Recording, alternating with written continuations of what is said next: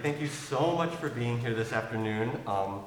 This is the Brattleboro Camerata's inaugural concert. We are very excited to be here.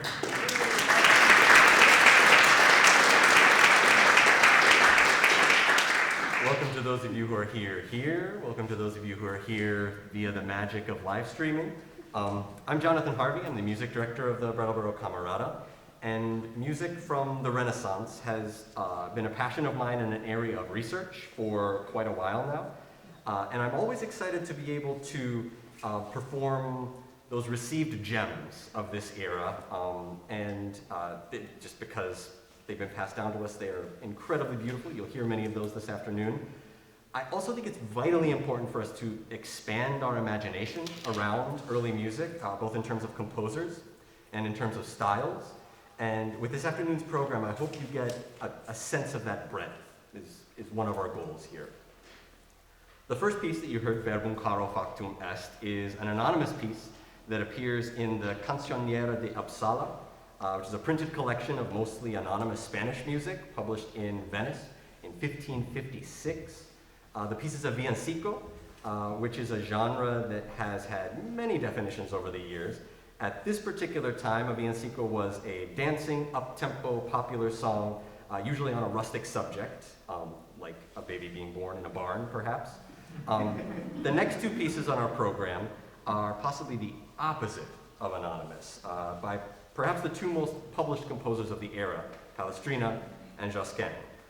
The Ave Maria that you're going to hear by Palestrina is one of at least 7 settings of that text that exists by him today, and it is an unusually somber and penitent setting of this text. Next, Ave Maria Virgo Serena is probably Josquin's greatest hit. It appears in at least 20 different manuscripts, several different prints, and it's structured almost like a tour through all of the different ways that voices can be textured at this time, in the late 15th century. There's just an incredible amount of variety in this one little piece. So we hope you enjoy these next two.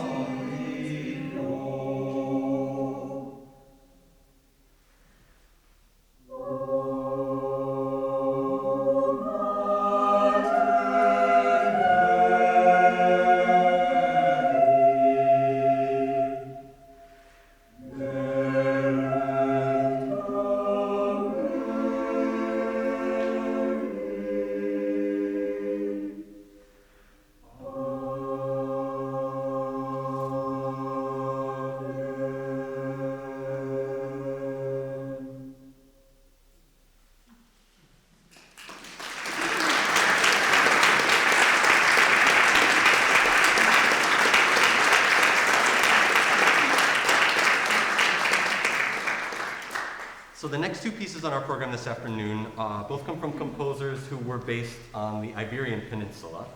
Cristóbal de Morales was employed as a singer in the papal choir at the Vatican before returning to his native Spain for the second half of his career. He was widely regarded as one of the greatest composers of Europe during his life, but despite that, he never held a major position in Spain. And musicologists suspect that he was quite difficult to get along with. In particular, his nickname was the Light of Spain in music, and there's an assumption that that may have overinflated an already sizable ego. This piece that you will hear by Morales, Puer Natus Est, was written when he was a singer in Rome. It is just a radiantly joyful celebration that is incredibly appropriate for Christmas Day Mass. Our concert title, The Angels Sang, is reflected in the next piece by Vicente Lusitano. Hic est Michael Archangelus is a setting of a text for the Catholic feast of Saint Michael and all angels, and it's organized around 12 musical motives. Each is associated with a specific emotional affect and a specific phrase of the poetic text, and you'll hear the music move through these different settings of particular motives. Lusitano was renowned primarily as a theorist during his life. He worked in Portugal and in Italy, and was of African descent. As far as we know today, his motet collection, published in 1551, from which the piece you will hear is drawn, is the first music by a black composer to ever be published. So now here are Morales and Lusitano. Thank you.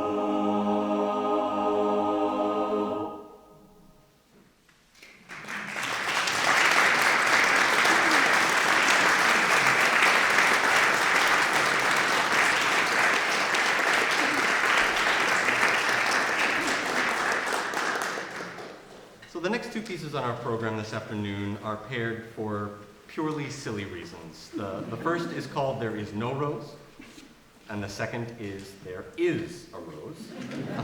There Is No Rose of Such Virtue is an anonymous English carol that appears in the manuscript collection now called the Trinity Carol Roll, which is the earliest surviving collection of multi-voiced music in English from around 1420.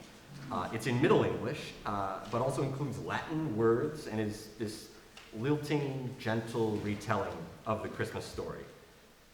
Es ist ein Ros entsprungen is a widely used hymn melody that originally appeared as a canon or round attributed to German Lutheran composer Melchior Vulpius in 1599.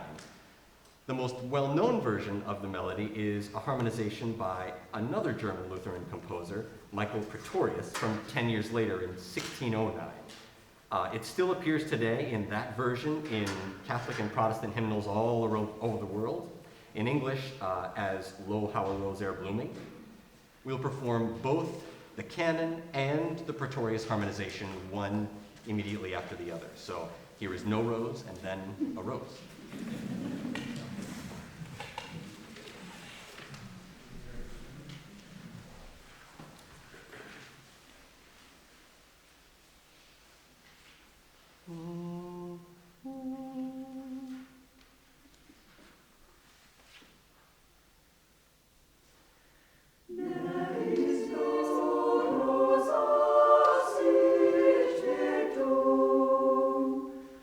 As is the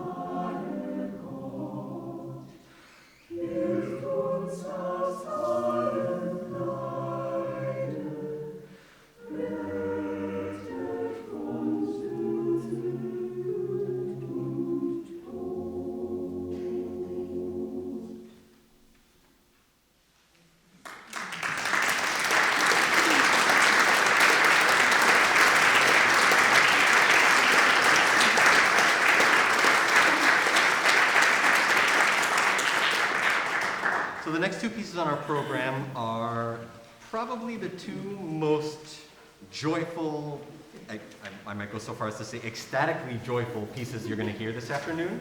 The first is by Orlando de Lasso, one of the so-called big three of the late Renaissance, the other two being Palestrina, who you've already heard, and Victoria, who you will hear. There are a lot of strange, probably false stories about de Lasso, particularly around his childhood, including the tale that as a young singer, he was kidnapped, not once, not twice, but 3 different times because of the beauty of his voice. Different noble courts were competing for his services, and he was, according to some, kidnapped 3 different times for that purpose. Viderur Omnes, the piece that you'll hear by de Lasso, is a setting of another text for Christmas Mass. We've heard a few this afternoon already, and it is just a super concentrated explosion of happiness.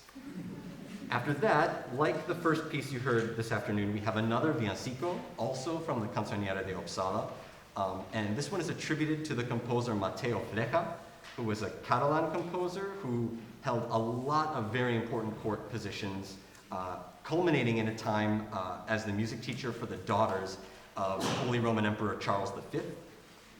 Riu Riu Ciu is possibly the best known piece of music from the Renaissance, in addition to performances by early music groups like ours.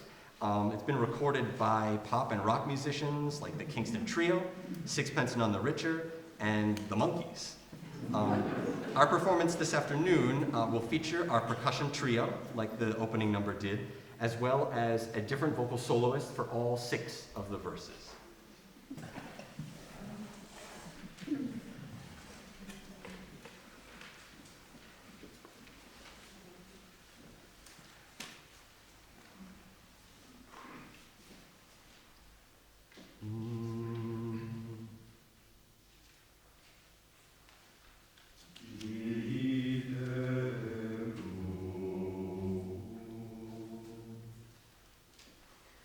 Oh,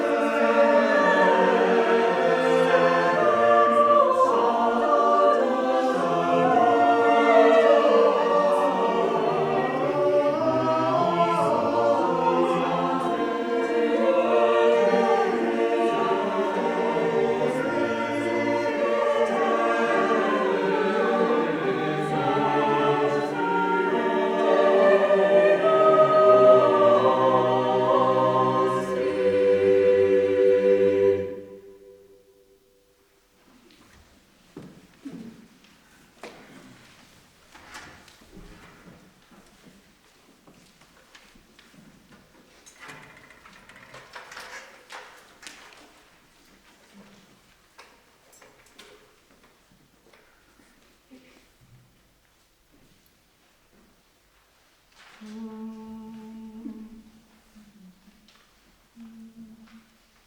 rio, tiro, l'acqua da ripera, Josquin e lobo, te nostra cotera, Josquin e lobo, te nostra cotera.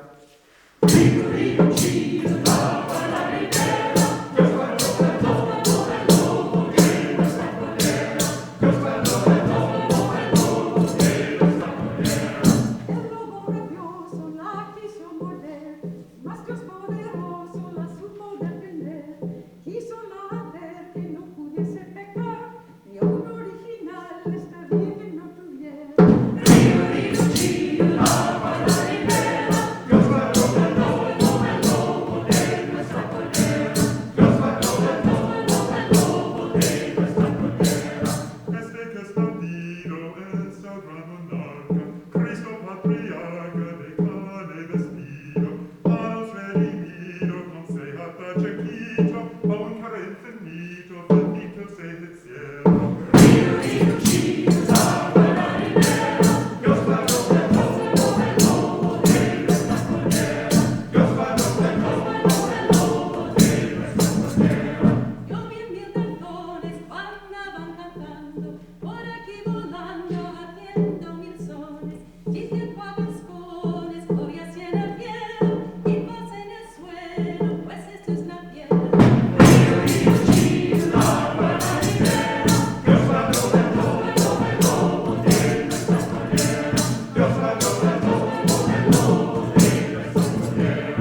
Este viene dando sueltos vida, viene a parar de todos la caída. Esta luta día que este montuelo, este es el codeo que San Juan dijera.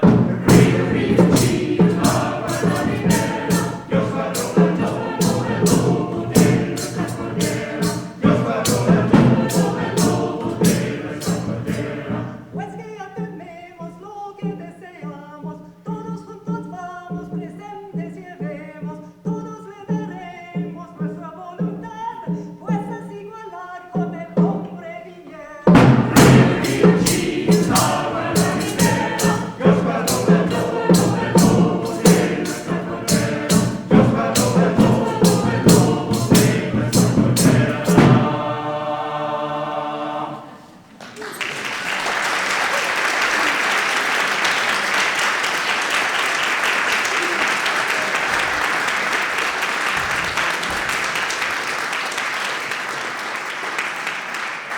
Before we conclude this afternoon, I'd like to make a few thanks. I'd like to thank Brattleboro Community TV and Ray Siebold for their work sending this music out beyond the confines of this room today.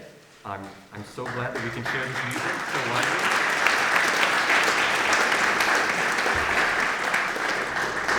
I'd also like to thank all of the singers up here who've worked so diligently, so joyfully since October in such strange musical circumstances. I can't wait to hear this group in a beautifully resonant space with no masks on.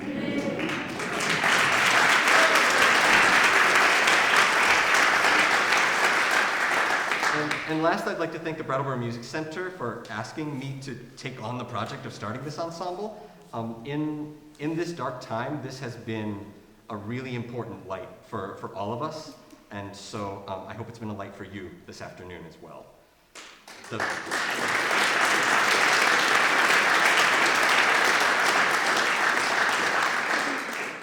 the final piece on our program is Tomás Luis de Victoria's O Magnum Mysterium, which is a piece best known for the way that its music so brilliantly depicts the content of its text. For example, the initial text, O Magnum Mysterium, translates as O Great Mystery. It renders both of those individual words as musical gestures. The word magnum, or great, is set to this large leaping interval, and the word mysterium is set to an evocatively sort of twisting half-step motive. There are more subtle examples throughout the piece, but it ends with an extended setting of the word alleluia, which breaks into this dancing triple meter, as if the earlier rhythms just could not contain the happiness of that word. So thank you all for coming. Thank you all for watching and listening. We hope to see you in the spring.